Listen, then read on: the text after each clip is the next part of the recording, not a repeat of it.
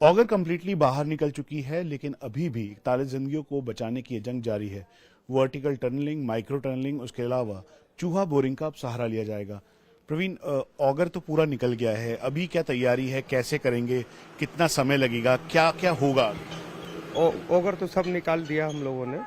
अभी क्या नाम है, पाइप की सिचुएशन थोड़ी खराब है आगे से, उसको ठीक करेंगे। उसके बाद पाइप बाहर वेल्ड करेंगे, फिर हम लोग पुशिंग चालू करेंगे। और जब आप अंदर जाके फिर जो चूहा बोरिंग कहते हैं वो कैसे होती है, क्या वो भी आप लोग करेंगे? वो सर मैनुअल पुशिंग है। अभी तो स्टील और पाइप बहुत आगे थे, वो सब काटे हम लोगों ने। अब काफी स्टील मिल रहा है, कंटिन्यू मिल रहा है स्टील। स्टील मिलने का मतलब है पाइप रुक जाता है बार बार, इसलिए हम लोगों को प्रॉब्लम आती है। तो अब आप क्या करेंगे आगे, मतलब जैसे आगे जाके उसे जो लोकल हथियार हैं या लोकल औजार हैं उससे काटेंगे, क्या करते हैं, मतलब किस तरीके का प्रोसेस और प्रोसीजर होगा? हम लोग गैस कटर यूज करते हैं, गैस कटर से फास्ट होता है हमारा काम। और अब ऐसे ही चलना पड़ेगा, जैसे जैसे स्टील आएगा आगे, चाहे पाइप आएगा चाहे प्लेट आएगी, उसको काट के निकालेंगे और पुश करेंगे, काटेंगे निकालेंगे पुश करेंगे, ऐसे ही करना पड़ेगा आप। और ये इस पूरे प्रोसेस में जैसे 12 साढ़े 12 से आप शुरू करेंगे तो कितना टाइम लग जाएगा कुल मिला के, आपको लगता है? ये जो 9 मीटर से 10 मीटर का एरिया है उसे निकालने में, उसे पूरा दूसरी तरफ जाने में? अगर स्टील और पाइप नहीं आएगा दोबारा तो हम लोगों को 2 से 3 दिन में हम काम कर सकते हैं। अगर पाइप और स्टील आता है तो प्रॉब्लम है, फिर काम रुक जाता है, उसमें काफ़ी टाइम हमारा वेस्ट होता है।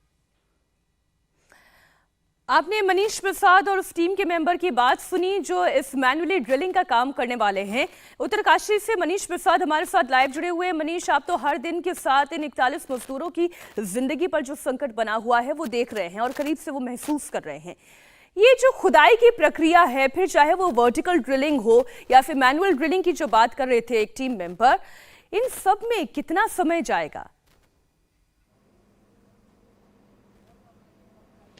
मीनाक्षी, अब से कुछ देर पहले जो अमेरिकन ऑगर मशीन है उसको काट के पूरी तरह से निकाला गया है और उसके बाद 2 से 3 घंटे का गैप लेकर फिर रैट माइनर्स यानी भारतीय सेना के 201 मैड्रास सैपर्स और जो रैट माइनर्स करीबन 6 से 7 की टीम है, ये कुल मिला के 20 की संख्या में अंदर जाएंगे और फिर जिस स्पेस को हॉलो किया है उसी के अंदर जाकर जो अपने पारंपरिक औजार होते हैं उसके जरिए वो एक एक करके कटाई करेंगे। और कटाई करने के बाद अगर स्टील बहुत ज्यादा है, अंदर लोहा बहुत ज्यादा है, चट्टाने हैं, तो उसको खोदने के बाद काटा जाएगा और काट के तुरंत बाहर निकाला जाएगा।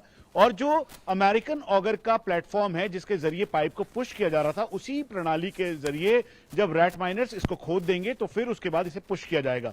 इस पूरे समय में करीबन अब ये उम्मीद लगाई जा रही है कि 12 बजे दोपहर से ये शुरू होगा और कम से कम 12 से 18 घंटे का वक्त लगेगा अगर कोई भी दिक्कत नहीं आए तो। लेकिन जो दिक्कत की बात हो रही है मनीष, वो तो सबसे बड़ी दिक्कत मौसम की है और मौसम विभाग का जो अलर्ट जारी कर रहा है उसके हिसाब से तो बर्फबारी भी हो सकती है और तेज बारिश भी हो सकती है। ऐसी परिस्थिति में फिर नेक्स्ट प्लान ऑफ एक्शन क्या होगा? मीनाक्षी, आप एक बात समझिए कि टनल के अंदर का काम है ये।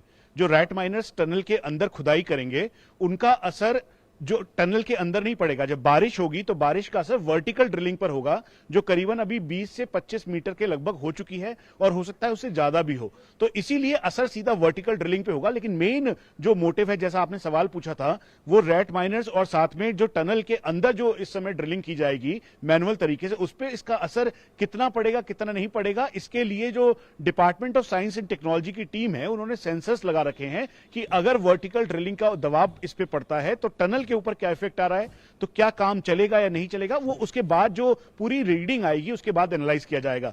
मौसम खराब होगा और 24 घंटे, इस समय करीबन 10 बजे का वक्त है और अगले 24 घंटे भी येलो अलर्ट उत्तरकाशी पर है। तो इसी को देखते हुए जो वर्टिकल मशीन है जहां पर वर्टिकल ड्रिलिंग की जा रही है उस मशीन को पूरी तरह से ठीक रखने के लिए तैयारी की गई है और यही वजह है कि अब भारतीय सेना साथ में नवयुगा कंस्ट्रक्शन और जो एक्सपर्ट्स की टीम है वो इसको मॉनिटर कर रही है। मीनाक्षी, मनीष, जैसा कि आपने जानकारी दी कि ये जो वर्टिकल ड्रिलिंग चल रही है उसमें 3 दिन का वक्त लगेगा और तब हमें गुड न्यूज मिल सकती है, लेकिन मैनुअल ड्रिलिंग नो डाउट उसमें ज्यादा समय जाएगा, तो अनुमान क्या लगा रही है पूरी टीम? मीनाक्षी, एक बात समझिए आप, क्योंकि जो वर्टिकल ड्रिलिंग है वो ठीक इसके ऊपर से की जा रही है, यहां से 88 मीटर की दूरी पर वो प्लेटफॉर्म तैयार किया गया है, जहां पे पाइलिंग मशीन यानी जो खुदाई करती है मशीन, उसके जरिए इसे खुदाई की जाएगी और फिर उसके बाद जो एक आयरन रॉड आपको दिखाई दे रहा था बहुत मोटा, करीबन 18 मीटर का, उसके जरिए ये की जाती है। और अनुमान यह है कि 100 घंटे यानी कल के से अभी तक मिलाकर 24 घंटे बीत चुके हैं और ऐसे कुल मिला के 100 घंटे यानी 3 और दिन वर्टिकल ड्रिलिंग के लिए लगेगा। लेकिन एक बार फिर से हम आपको बता दें, मेन एम्फेसिस इसी टनल के अंदर जो मैनुअल ड्रिलिंग है वो की जाएगी, क्योंकि इस समय भारतीय सेना एक छोटा सा सवाल और फिर मनीष आप अपने आगे की जानकारी जुटाने में लग जाइएगा। जो मजदूर हैं उनसे आखिरी बार संपर्क फिर कब किया गया? क्या कोई बातचीत हो रही है? उन तक खाना पानी सब जो सुविधा है क्या पहुंचाई जा रही है?